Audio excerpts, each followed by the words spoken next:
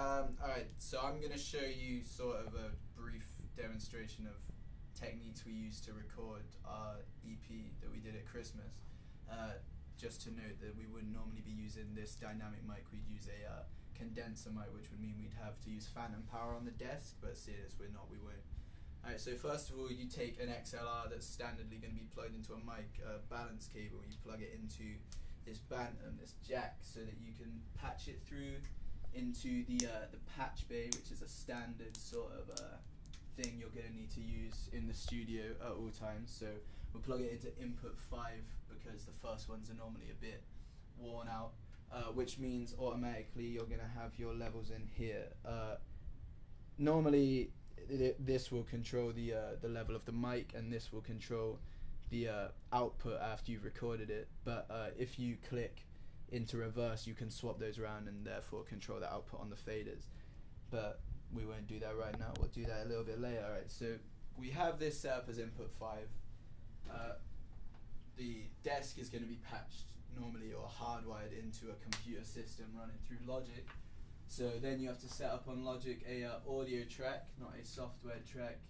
Have to arm it first, although first I'm going to need an input. So you choose the one that you've patched it into, you go on input 5, and you choose an output. For this case we'll use 7 and 8. Alright, so then you arm the track. You should get signal through at this point, which we have. No, you don't want to set the fader up too high, as you don't want anything to feedback. Alright, so then you're basically good to record your vocal at this point once you've got a signal. So I'll give you a brief demo. As you go through that, you go, yeah, yeah, woo, woo. Alright, so after you've done that, that's some of your signal coming through. It's not the loudest, but normally you'd have more time to set that up and check levels and blah blah. Alright, so after you've done that, now you're running back through into here, and if you want to hear what you've got back, you can either keep it on this and use the levels up here to choose, or you can always choose mix B, which allows you to then control down here the levels of what you're getting back. But instead we will use the reverses, so we can use the faders to hear it back. So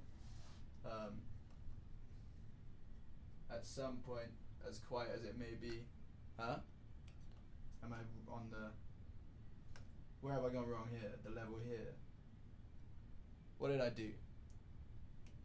I can't remember now. I feel like I'm on the right stuff, but that's all right. But there's one. Yeah, still, need to turn up on the output.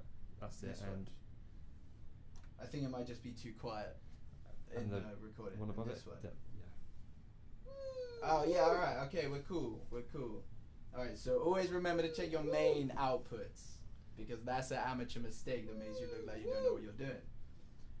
Okay, so after you've got stuff coming back through, I guess if you wanted to track, say for example harmonies, if you were recording a vocal or a second guitar part, you can duplicate the track on Logic. Again, you just do the same thing. You click on record and blah blah, get your input, and then I guess you rinse and repeat.